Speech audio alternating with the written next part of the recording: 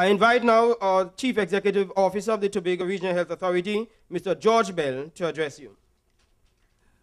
The Honorable Orville London, Chief Secretary, the Tobago House of Assembly, Mr. K.C. Roberts, Public Education Commission Communications, representing the Honorable Vernella Allen Toppin, Minister for Tobago Development and Minister in Parliament for Tobago East, Secretaries of the Tobago House of Assembly, Honorable Councillor Mr. Huey Cadet, Assistant Secretary in the Division of Health and Social Services, Assemblyman Orville Jordan, Tobago House of Assembly Representative for Bacalet, other members of the Tobago House of Assembly,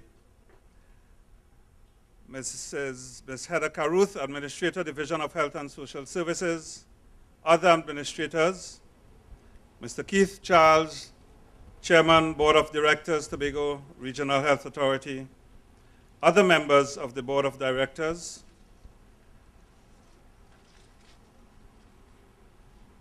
special invited guests, ladies and gentlemen, all other protocol observed.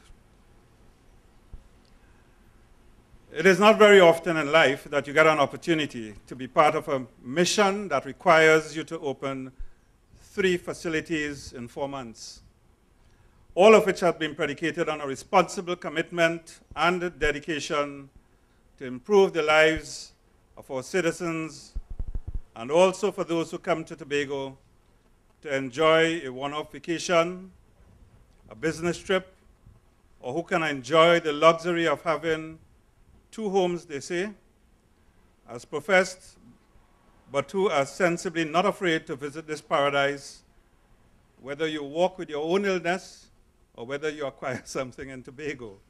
We are here to serve you.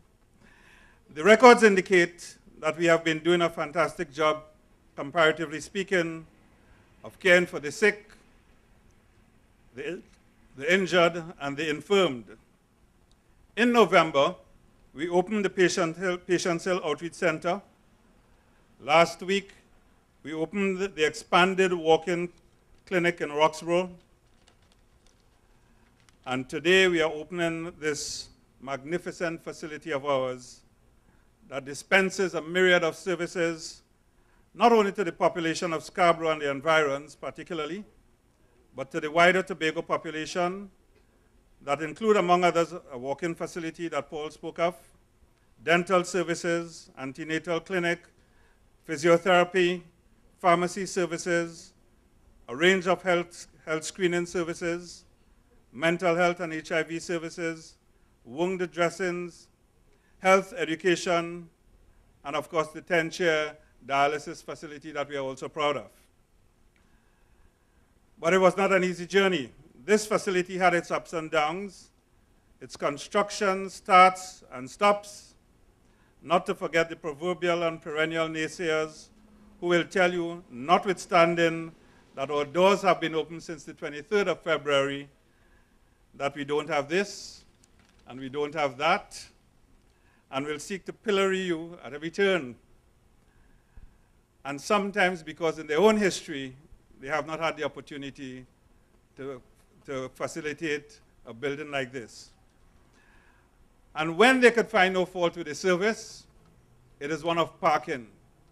Well, after today, you have no problems with parking, as you will see on the outside there. And that is thanks a lot to Deepu, the secretary, and Mr. Gaston Alfred, who helped us get that together.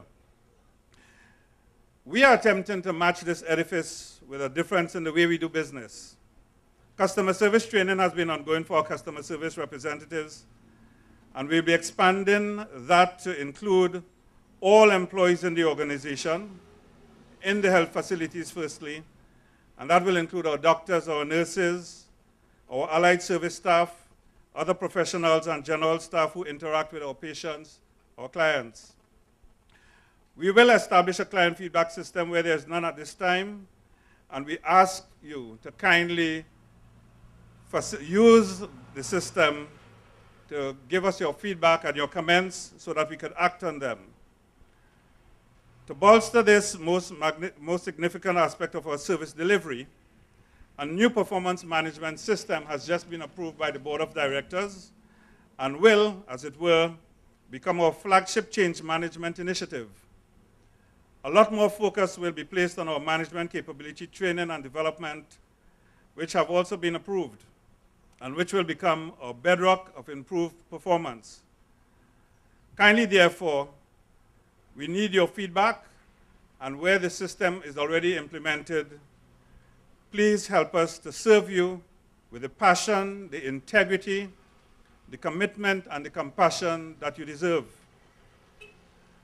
We, as healthcare workers and professionals, must honor our God-given calling to save lives and to make those of you who are ill or conditionally beset more comfortable. In trying to discover themselves and their life's mission, the French simply ask the question, qu'est-ce que votre raison d'être? In other words, why are we here? What is my purpose? What is my reason for being? And until, as healthcare professionals, we are able to see that wider picture of service and commitment to mankind, no amount of so-called qualifications and learned skills can force fit you into the hallowed halls of true professionals. Humility, service, integrity, compassion, and a genuine sense of caring and empathy and sympathy are the attributes that make us true healthcare professionals, and that is what we are. But we also have a place for the ranters and ravers.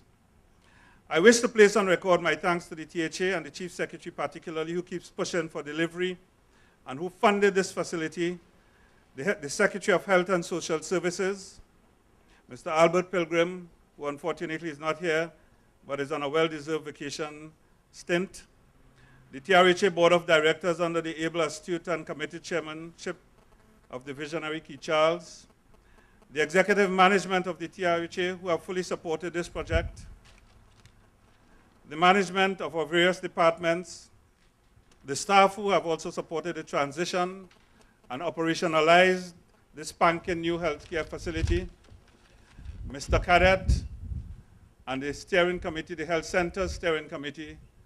And just before we started, he reminded me, as of tomorrow, or some other date he called, we have to start thinking about Charlottesville to get that one ready. The contractors who delivered on the service, but most of all, the indefatigable woman of indomitable spirit who almost single-handedly project manages construction and infrastructure of the lower level ground floor, which was built in a record 4 months on time, on budget, barring our own variations, and with the highest quality standards. She single-handedly was responsible for the equipment, furniture, and fixture loading of this entire facility. For the second time in 2 weeks, I publicly acclaim and commend our senior project coordinator, Marissa Wharton-Hector. Marissa, if you are there, please stand.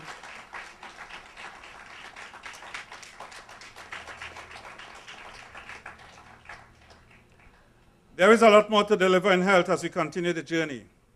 Thankfully, there's now greater synergy between secondary care at the hospital and primary care level.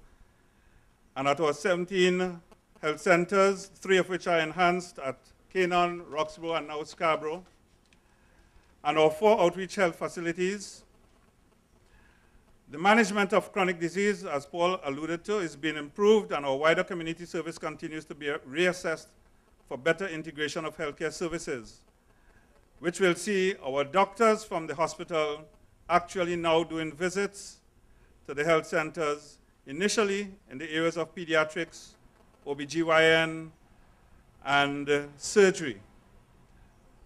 Our discharge protocol at the secondary care level, however, is challenged to include a robust communication system that must trigger the initiation of home visits in the community for early detection of family-prone chronic conditions, among other things.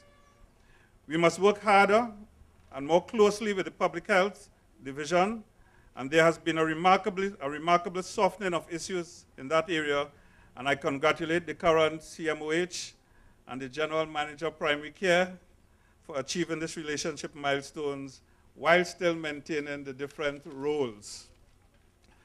While this focus today is on primary care in general and the Scarborough Health Center in particular, there are other facilities to be commissioned this year and into 2012, and those include the Charlottesville Health Center, the new hospital laundry at the Old Farm Road site, and the new long-awaited Scarborough Hospital, which is expected to be a premier facility for healthcare throughout the Caribbean. There have been improvements in oncology and ophthalmology.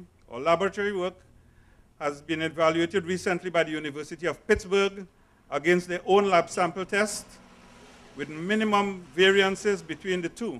And that is something that we should be very proud of.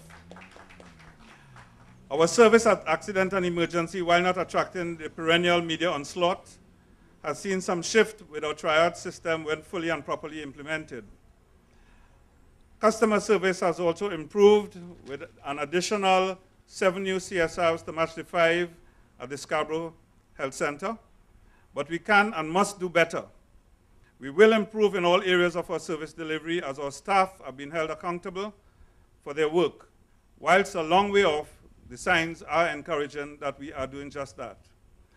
We urge the population to make full use of the services of this adequately staffed and equipped facility and ask you to reserve your visits to the hospital A&E for accidents and emergencies only and aftercare hours.